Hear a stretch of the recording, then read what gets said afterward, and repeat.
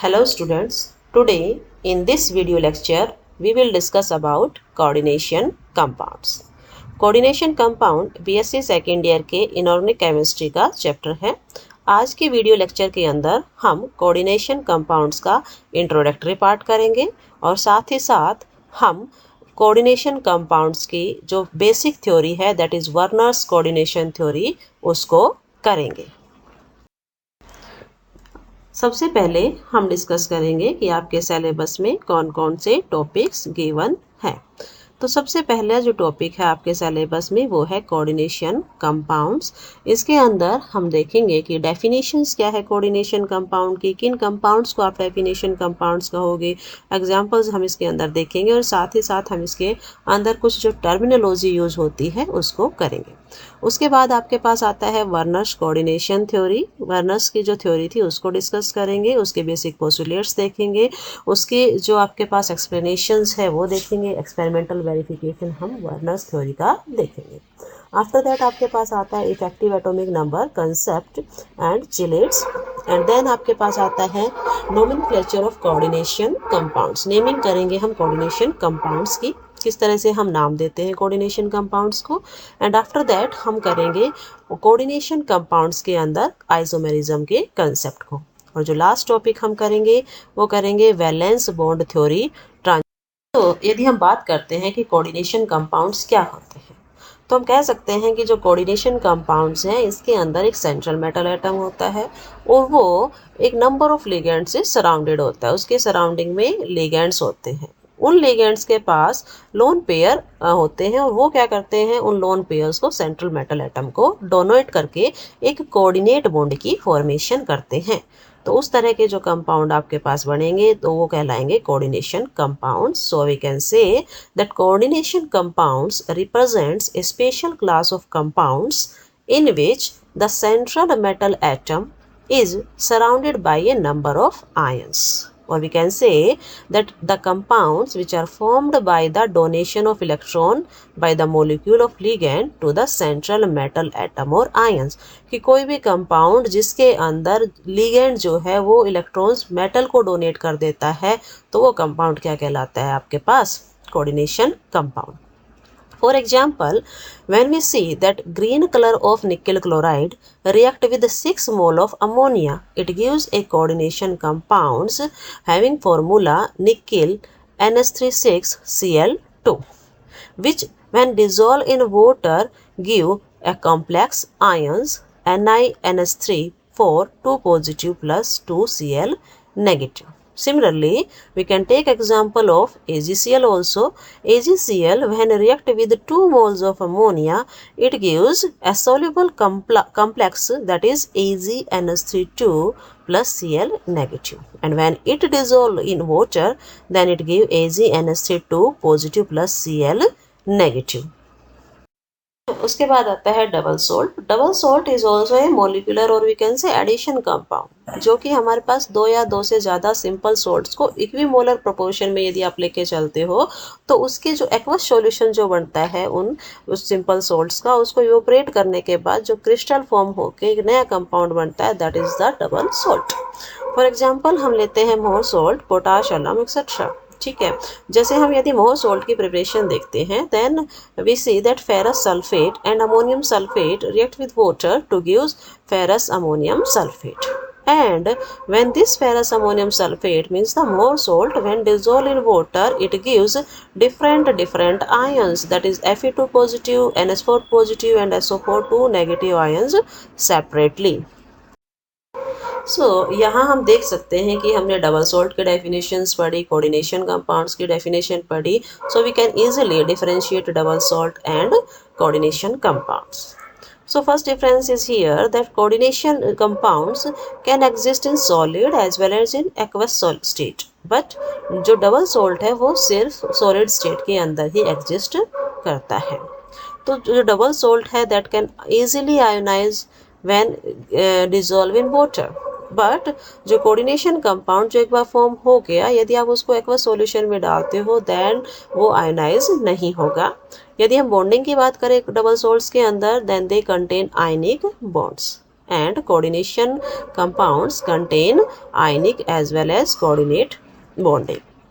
In case of double salt जो central metal atom होता है वो नॉर्मल वैलेंसी शो करता है, ओके और जो कोऑर्डिनेशन कंपाउंड होता है उसके अंदर जो सेंट्रल मेटल एटम है उसकी वैलेंसीज क्या होती है भाई, चेंज हो सकती है, डिफरेंट हो सकती है। वो डिपेंड करती है कि कितने नंबर ऑफ लिगेंड्स जो है वो सेंट्रल मेटल एटम से अटैच्ड है। देन जो प्रॉपर्टीज होती है हमारे पास डबल सोल्ट्स की वो सेम है होती है जैसे कि उसका इंडिविजुअल सोल्ट की होती है। जो इंडिविजुअल सोल्ट जिनको आपने मिक्स करके डबल सोल्ट बनाया था वैसे ही होती है। लेकिन जो कोऑर्डिनेशन कंपाउंड्स होता है उसकी जो जो आपके पास कोऑर्डिनेशन कंपाउंड न्यू फॉर्म होके आता है वो जो है उसकी प्रॉपर्टीज और उसके जो कॉन्स्टिट्यूएंट पार्टिकल्स हैं उनकी प्रॉपर्टीज डिफरेंट होती है। तो इसका मतलब ये है कि जो डबल सोल्ट है उसने तो अपनी आइडेंटिटी को लूज कर दिया है यदि आप उसको एक बार सॉल्यूशन में डालते हो, क्योंकि वो इजीली आयोनाइज हो जाता है, ओके और आयोनाइज होके जो प्राइमरीली जो भी सोल्ट के अंदर कॉन्स्टिट्यूएंट पार्टिकल्स थे उनको वो सेपरेट सेपरेट दे देता है। तो डबल सोल्ट जो है टूट जाता है, अपनी आइडेंटिटी को लूज कर देता है, लेकिन जो कोऑर्डिनेशन कंपाउंड है वो अपनी आइडेंटिटी को लूज नहीं करता है। नाउ हम ये देखेंगे कि हमारे पास कौन कौन से टर्म्स जो है वो हम कोऑर्डिनेशन कंपाउंड्स के अंदर यूज करते हैं। तो जो फर्स्ट टर्म अभी हम यूज़ कर रहे थे कि एक सेंट्रल मेटल एटम होता है, एक लिगेंड होता है, तो हम जो है लिगेंड देखेंगे कि लिगेंड क्या होता है। लिगेंड को हम ये कह सकते हैं कि लिगेंड जो है कोई एक न्यूट्रल मॉलिक्यूल हो सकता है, कोई एक आयन हो सकता है जिसके पास क्या हो, लोन पेयर ऑफ इलेक्ट्रॉन्स हो, ठीक है, जिसके पास एक्स्ट्रा इलेक्ट्रॉन हो जो कि क्या करते भाई अपने इलेक्ट्रॉन्स को सेंट्रल मेटल एटम को डोनेट करके कोऑर्डिनेट बॉन्ड की फॉर्मेशन कर दे। So we can say ligands are the neutral molecules or ions which are directly linked with the central metal atom or ion in a complex. For example यहाँ हम जो central metal atom है उसको M से denote कर रहे हैं और जो ligand है उसको डिनोट कर रहे हैं NH3 से। NH3 here is a ligand. How it act as a ligand? Because it has a lone pair of electron. It can easily donate electron to the central metal atom and form a coordinate bond. So it can form a coordination compound. Now we see that कि जो आपके पास ligand है वो कितने types का हो सकता है। तो लिगेंड जो है मेनली हम उसको 2 टाइप्स में डिवाइड करते हैं। फर्स्ट वन जो है दैट इज यूनिडेंटेट लिगेंड या हम इसको कह सकते हैं मोनोडेंटेट लिगेंड, और जो सेकंड है वो है पॉलीडेंटेट लिगेंड।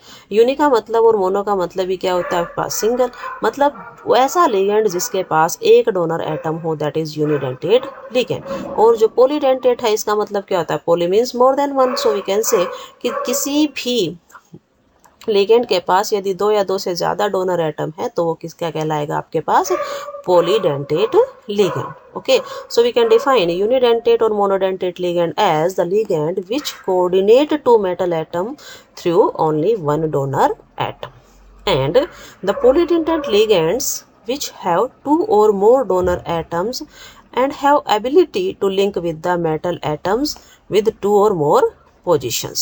ओके यहाँ हम एग्जांपल्स देखते हैं यूनिडेंटेट के कि हमारे पास अमोनिया है, वाटर है, हाइड्रोक्सो ग्रुप है, ऑक्साइड आयन है, हैलाइड्स है। सभी के पास यदि हम वाटर को देखते हैं तो वाटर के अंदर ऑक्सीजन के पास 2 lone pair of electrons present होते हैं। साथ ही साथ हाइड्रोक्सल के अंदर क्या है, नेगेटिव चार्ज है। O2 नेगेटिव के अंदर 2 नेगेटिव चार्ज है। Halide science like fluoro, chloro, bromo and iodo सभी के पास क्या है, नेगेटिव इलेक्ट्रॉन्स है, ठीक है, इट मीन्स नेगेटिव चार्ज है तो वो क्या कर सकते हैं, इजीली इलेक्ट्रॉन दे सकते हैं।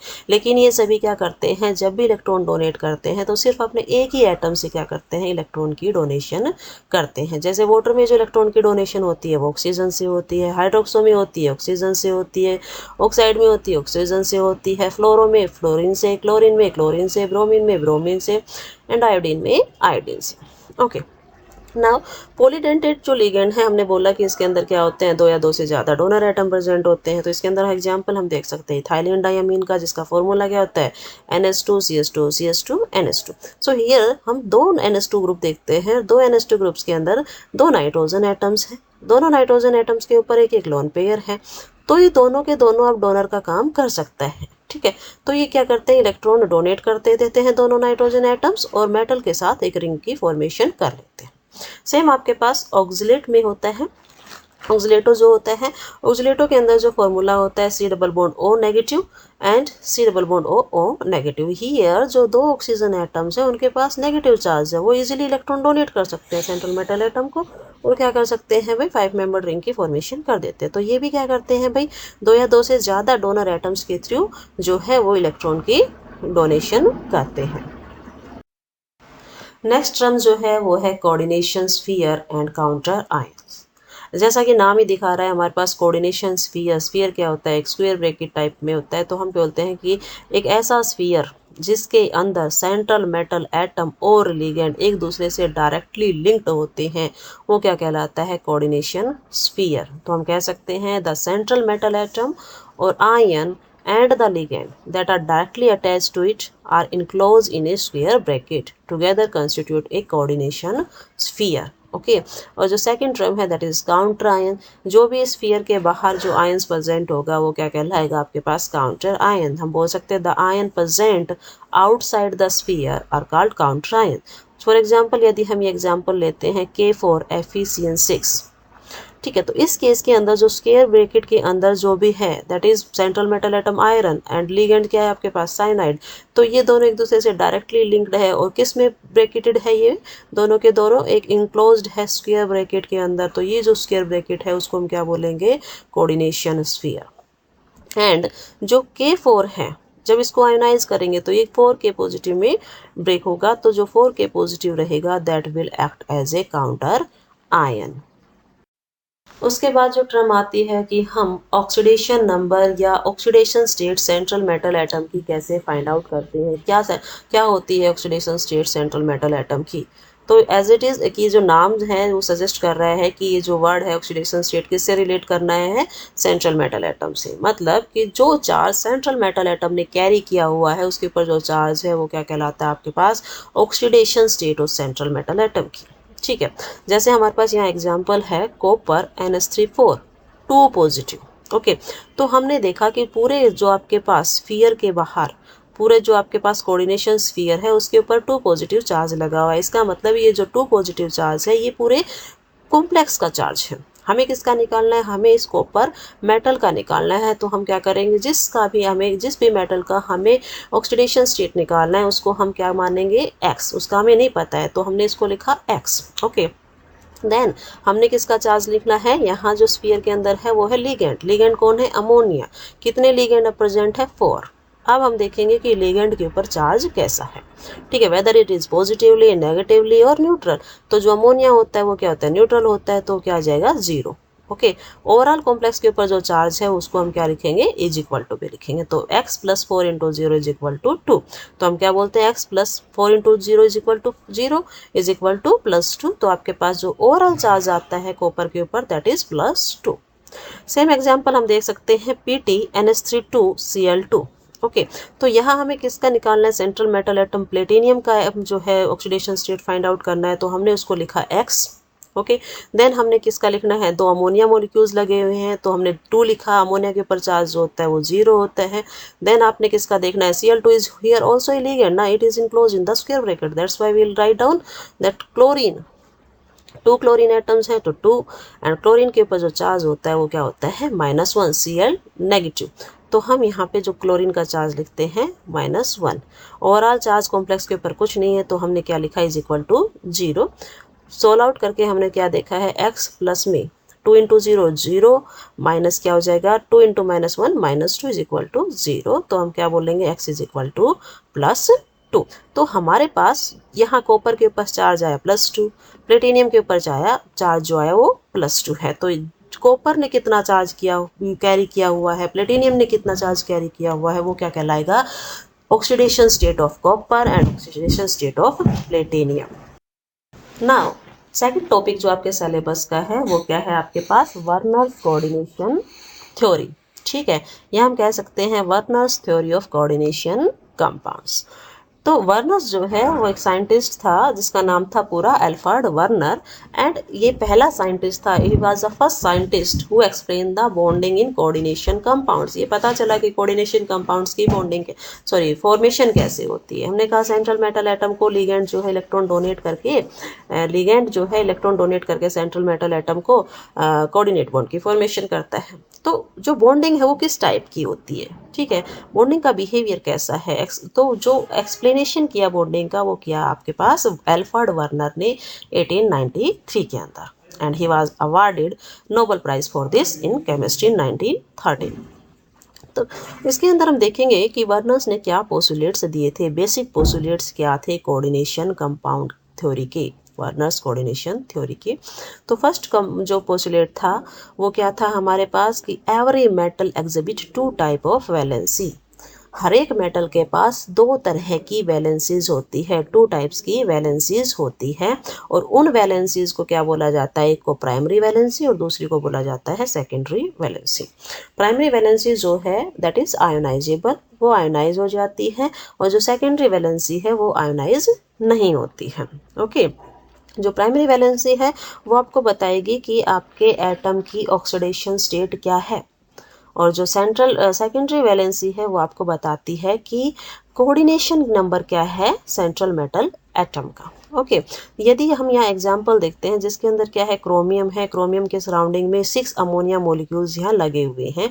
तो जो 6 अमोनिया मोलिक्यूल्स यहाँ लगे हुए हैं ये हैं आपके पास उसके कोऑर्डिनेशन नंबर, मतलब ये उसकी सेकेंडरी वैलेंसी है। चार्ज यहाँ कॉम्प्लेक्स जो क्रोमियम के ऊपर है क्या है, 0 है, क्योंकि आपके पास अमोनिया क्या है, न्यूट्रल है। तो 0 जो है that is its primary valency. उसके बाद जो सेकंड पोस्टुलेट आता है वर्नर्स थ्योरी का वो ये है कि हर एक मेटल की जो सेकेंडरी वैलेंसी होती है वो फिक्स होती है। इसका मतलब जो उसका कोऑर्डिनेशन नंबर है वो फिक्स होता है। ओके, वो चेंज नहीं होगा। जैसे क्रोमियम के अंदर यहाँ क्रोमियम NH3 पॉजिटिव ये जो कॉम्प्लेक्स गिवन है इसके अंदर क्रोमियम की जो सेकेंडरी वैलेंसी क्या है 6, क्योंकि कोऑर्डिनेशन नंबर क्या है 6। तो ये जो 6 कोऑर्डिनेशन नंबर है ये चेंज नहीं होगा। तो ये जो सेकेंडरी वैलेंसी है वो क्या है, फिक्स है। Every metal has a fix number of secondary valency. Third postulate इसका ये है कि जो भी सेंट्रल मेटल एटम है जिसकी दो वैलेंसी है प्राइमरी और सेकेंडरी, उसे अपनी दोनों ही वैलेंसीज को सेटिस्फाई करना जरूरी है। Every metal atom tends to satisfy both of its primary and secondary valencies. अब बात आती है कि ये सेटिस्फाई कैसे होती है प्राइमरी और सेकेंडरी वैलेंसीज। यदि हम प्राइमरी वैलेंसीज की बात करेंगे तो जो प्राइमरी वैलेंसी है उसको सेटिस्फाई किया जाता है एनायन से, मीन्स नेगेटिव चार्ज से। ओके, जैसे हमारे पास यहाँ गिवन है क्रोमियम NH3 6Cl3। ओके, तो यहाँ जो आपके पास Cl3 है, ठीक है, it carries negative charge. Okay, तो ये जो है क्या है आपके पास प्राइमरी वैलेंसी को सेटिस्फाई करती है। तो प्राइमरी वैलेंसी क्या होगी भाई आपके पास यहाँ पे 3, और जो सेकेंडरी वैलेंसी है, ठीक है, उसको हम सेटिस्फाई कर सकते हैं आइदर नेगेटिव चार्ज से या न्यूट्रल से। आपके पास या तो नेगेटिव आयन हो या फिर कोई न्यूट्रल मॉलिक्यूल हो, तो वो दोनों ही क्या कर सकते हैं, आपकी सेकेंडरी वैलेंसीज को सेटिस्फाई कर सकते हैं। मतलब आपके जो लिगेंड है वो नेगेटिव भी हो सकते हैं और नेगेटिव भी हो सकते हैं और न्यूट्रल भी हो सकते हैं। ओके, तो जो लास्ट है पोस्टुलेट वर्नर्स कोऑर्डिनेशन थ्योरी का वो है कि हमारे पास जो प्राइमरी वैलेंसी है उसका नेचर ऐसा है कि वो नॉन डायरेक्शनल है। नॉन डायरेक्शनल है मतलब किसी तरह की डायरेक्शंस को नहीं बताएगी, और जो सेकेंडरी वैलेंसी है वो क्या है, डायरेक्शनल है। इट मीन्स ये आपको बताएगी डायरेक्शन के बारे में। तो यहाँ से क्लियर होता है कि हमारे पास प्राइमरी वैलेंसी जो है वो ज्योमेट्री को डिफाइन नहीं करेगी, वो उसके बारे में कुछ नहीं बताएगी, लेकिन जो सेकेंडरी वैलेंसी है वो डिसाइड करेगी ज्योमेट्री क्या है, शेप क्या है उस मॉलिक्यूल की। तो ये था हमारे पास वर्नर्स कोऑर्डिनेशन थ्योरी।